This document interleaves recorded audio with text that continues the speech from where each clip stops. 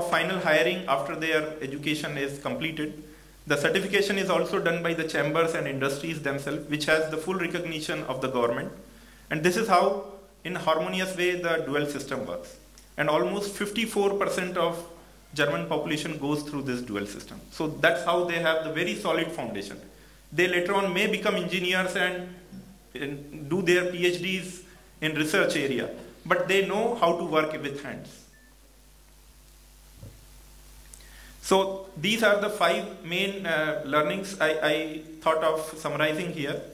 One is the very intense dialogue between private enterprises and civil societies in the PPP mode in the real manner. Almost 60% of the vocational education cost is borne by the industries. Then curriculums, due to this reason, the curriculum is always updated. It is always in line with the industry's technological demand and standing. Then, due to this, again the social acceptabilities also come. The people do not have the stigma and they are very much demanded in the society, and testing standards and certification system has a lot of credibility.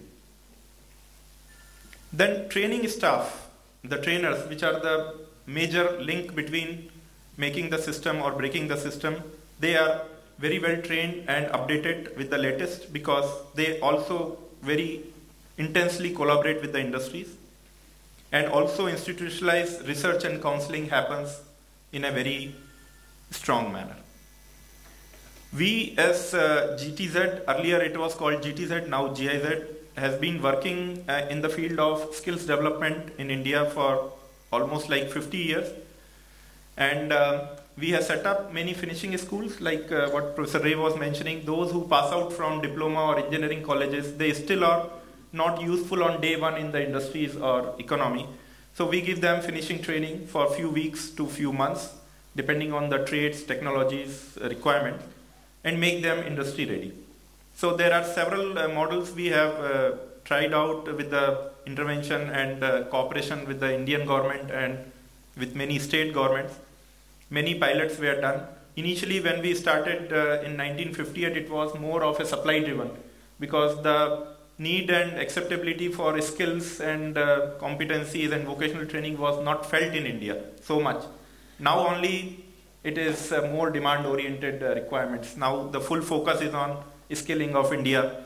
So there have been many pilots, many successful ones, commercially viable ones, projects which can be very easily replicated by private enterprises. So there are many lessons to be learned. But something which I want to highlight what worked. In all our centers there is an active involvement of industries. Training is oriented and adapted towards demand of labor market, because these are finishing schools, so the syllabus and curriculum can be framed, adapted, transformed, changed at a very rapid pace. It is not bound by the formal education system. Then along with the training services, these centers also offer other business development services like consultancy, job work, testing, calibration, to make them self-sustainable. And it has quite a lot of flexibility due to formal disconnect from the formal education system. Social responsibility, a lot of focus on the underprivileged. Underprivileged groups has been especially given trainings. And combining both training to industries and to disadvantaged group, the focus on sustainability has been kept, and within 2 to 3 years, centers become financially independent. They can at least earn the operating expenditure, but there are some which are even earning their depreciation back and able to invest in the modernization of technology and keeping pace with the rapidly changing industry requirements. Now, at the moment, we are supporting here in Gujarat, very visionary government. We are working with the Tribal Development Department and setting up 5 vocational training centers only for tribals. 100% for tribal population, they come after 8th standard. We have various courses for them, 6 months to 1 year courses.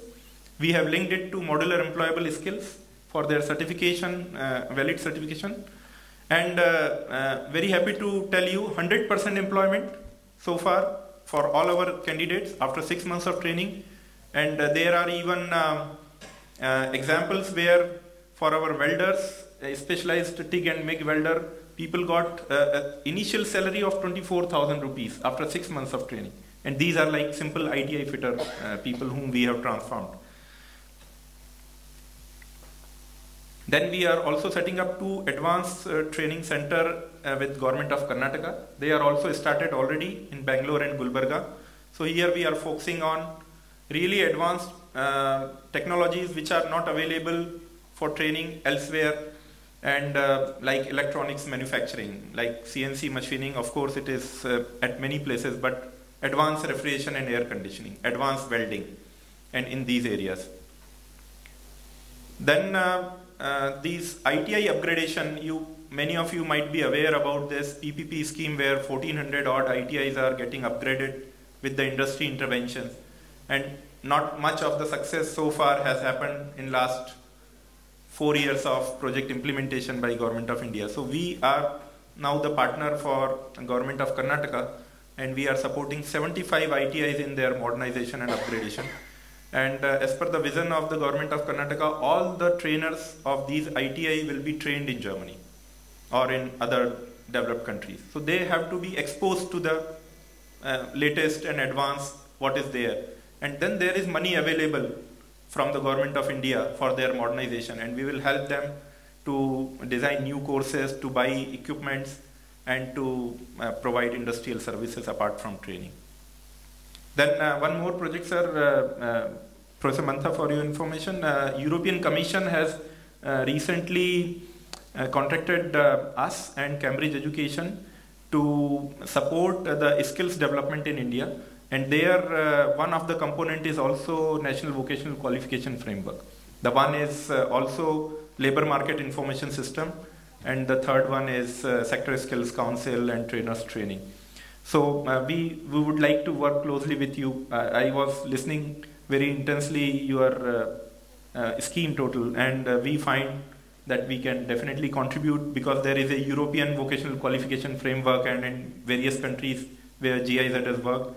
And we would bring what are the best practices world over, and we'll see how best it can be adapted and adopted for Indian context.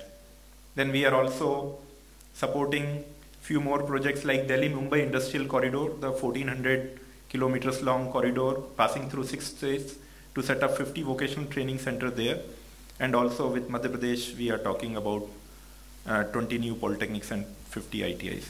So this maybe is too much of detail about all the project.